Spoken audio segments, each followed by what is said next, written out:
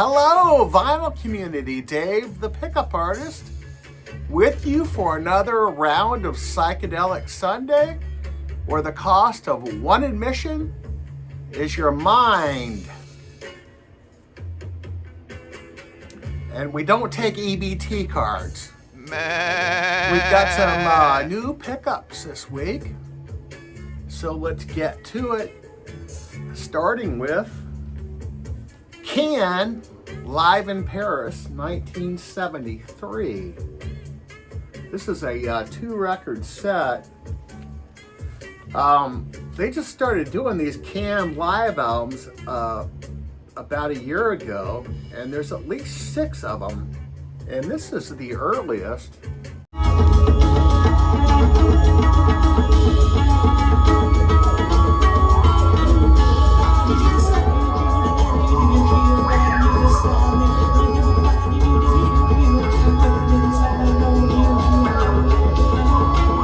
It's fucking scary. It's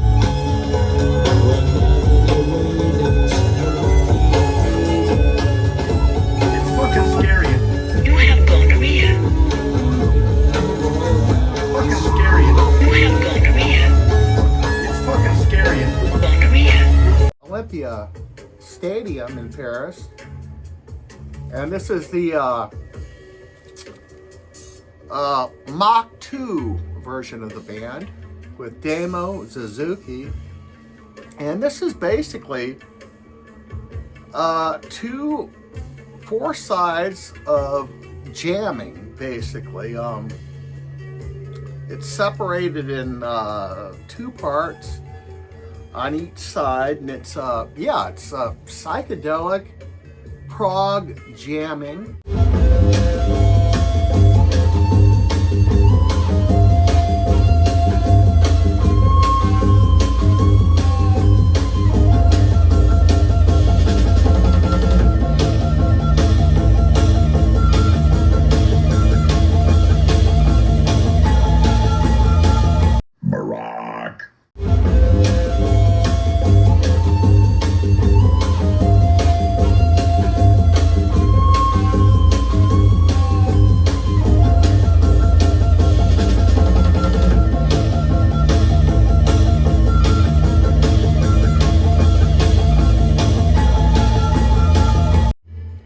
Which you're actually hearing in the background. Now, it also comes with a booklet, which I learned a few things from.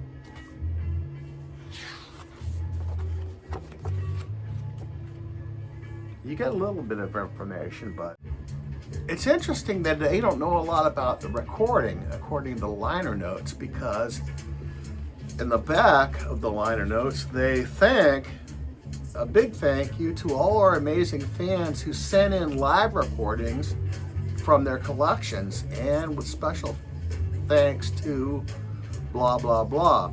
Now that leads me to believe that these may have been taken from fan recordings. I don't know, did they allow taping back in 73? But it's interesting. They don't know how these recordings arrived, but they did, and I'm glad for it. This sounds amazing. Yeah, I'd love to know if it was fan recordings. Not a lot of liner notes on here, and not a lot of information. We know that this was close to the time when Suzuki left the band, and yeah, it's great though. It's amazing. A download code there. Yeah, it's amazing prog, psychedelia. Yeah, I'm looking forward to checking out the other ones. There are various ones, but I believe this is the earliest one. But I think there's at least a half dozen more of these. Great to see Can releasing live releases, because they were great live. You go to church on Sunday. On that bush. On that bush. Yeah. Next up, we've got Pussy. Pussy Plays. I didn't name the band.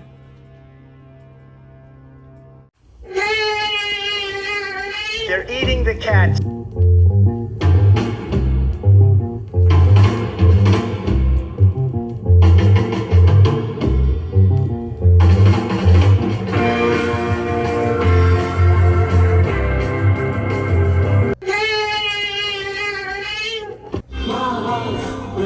We're doing this again. I want to be clear. I'm not going nuts.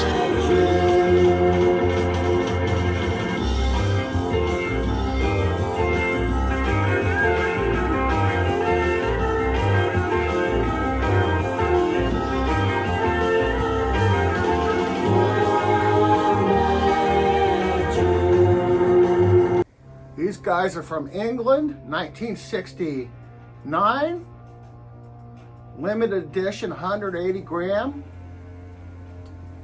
of the ultra rare psychedelic classic from Pussy. They're eating the cats.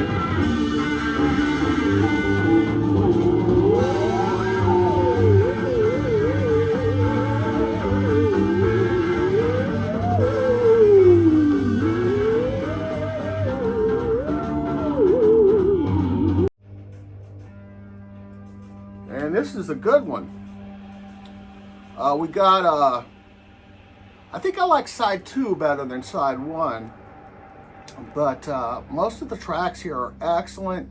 Some deep psych, some whimsical stuff. Come back. Please come back. Please, another day. Please come in. Not much is known about this band. Of course, if you run a search on the internet and type in Pussy, it takes you to sites where people are fornicating. But yeah, there's an interview with 3 guys that were in this band on Psychedelic Baby, the website, and they said they don't even remember making this album, pretty much. But yeah, we got great keyboard and great guitar interplay. Kind of like Archisel, a little bit. They sound a little bit like that. They're eating the cats. Favorite track is probably the last one, which is called GEAB, the initials, and nobody knows what those initials mean.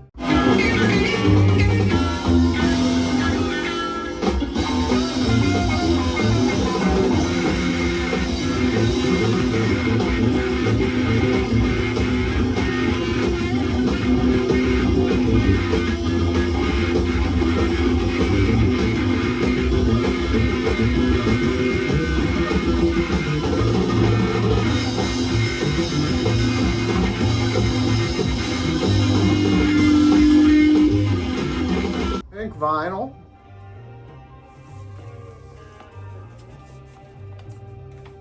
Yeah, this is a good album. I approve.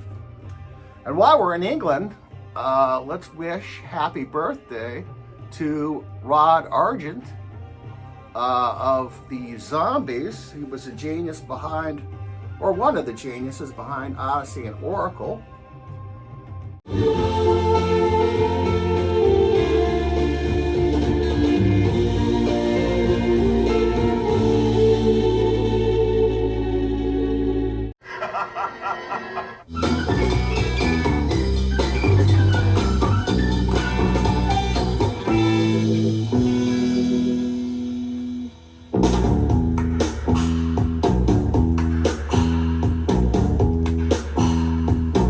Classic. Rod turns 80 this week. So what's going on with Rod and the Zombies is they had their tour, and then they took some time off, and during the time off, around last year, or maybe earlier this year, Rod had a stroke, and he announced that he's not going to tour anymore. So what's left of the Zombies tour is probably scratched. But I heard there was going to be a one-off Zombies show, but I don't know who's going to be there. It's going to be like maybe a farewell show. Maybe they'll do a farewell show like Black Sabbath's doing or something like that. But yeah, happy birthday, Rod Argent, 80 years old. So this week in 1967, the Jefferson Airplane went into the studios to record their follow-up to Surrealistic Pillow. After Bathing at Baxter's. This is probably their masterpiece. I think, anyway. I think it's my favorite. After Bathing at Baxter's. Now, Baxter was LSD. So the title is basically a code for taking LSD.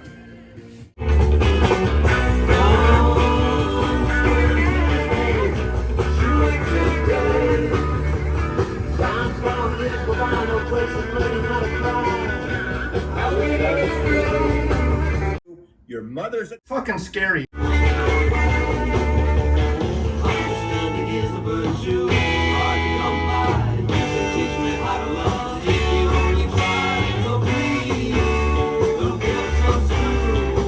You have gonorrhea.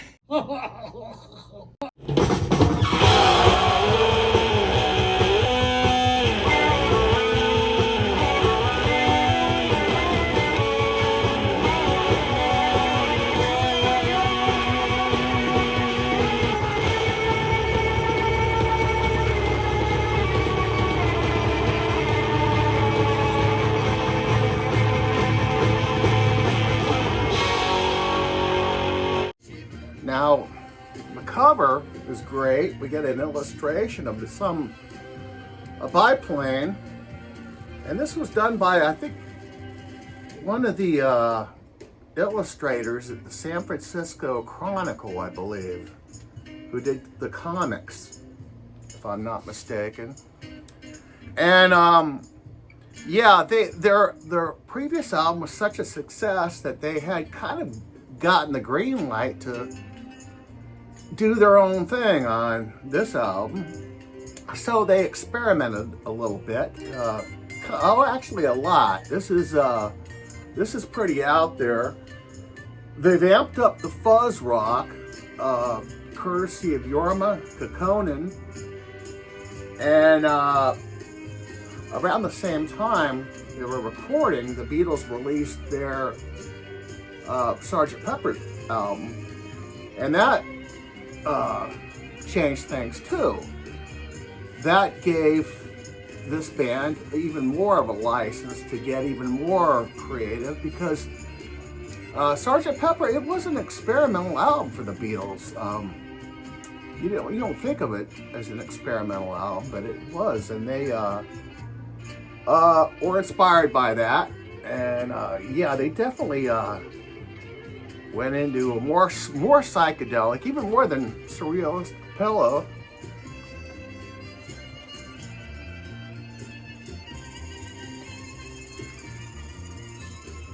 Yeah, this is a fantastic album. Now they released it's on RCA. They released a single called "The Ballad of You and Me and Punil." Punil is another slang word for LSD. I actually think they should have released the last song on the album called Saturday Afternoon as a single. Maybe they did, but in between those two tracks, there's a lot of experimenting on here. We've got a lot of the tracks are based on people they knew, like Martha.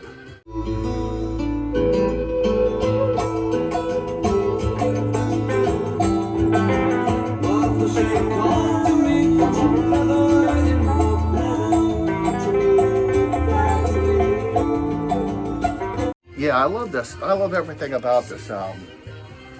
On RCA, the sleeve, original sleeve is with this particular one. And it's a great piece of art too. And we get information. It may be the same artist that does the front cover, but yeah.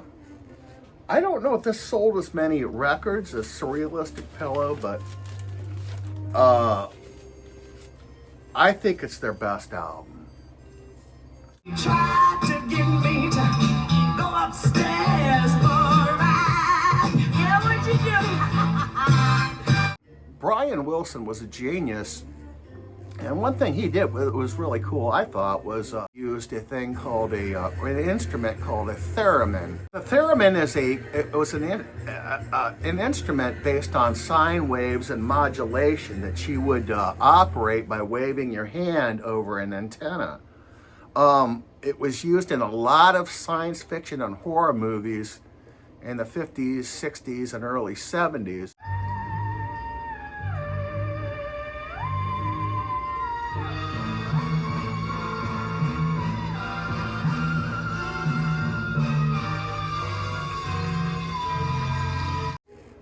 And Brian Wilson got the idea to use this in Good Vibrations, and it works. It's fantastic.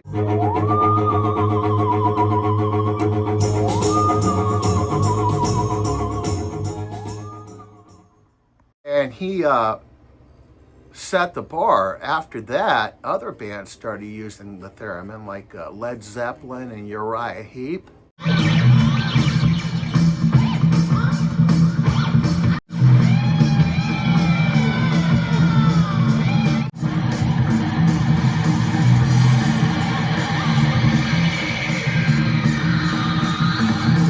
I've been listening to a lot of Uriah Heep lately, and they really worked their way around a theremin.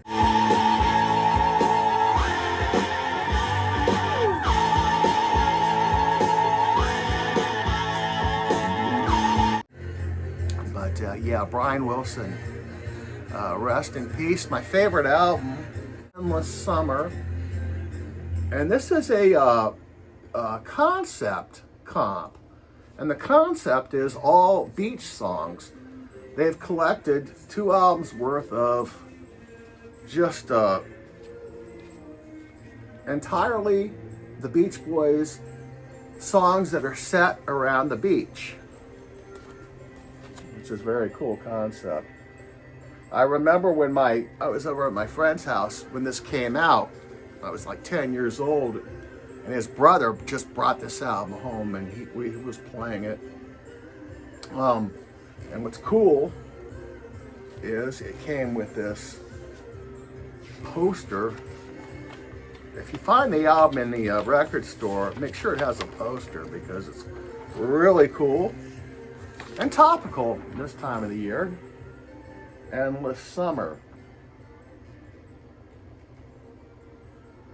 My friend's brother hung this poster in their garage. But yeah, I have 2 copies of this album, and this is the only one that has the, but yeah, Endless Summer, my favorite Beach Boys album. And again, rest in peace, Brian Wilson, a legend. And that's all I got this week. I hope you all have a great week. See you next week.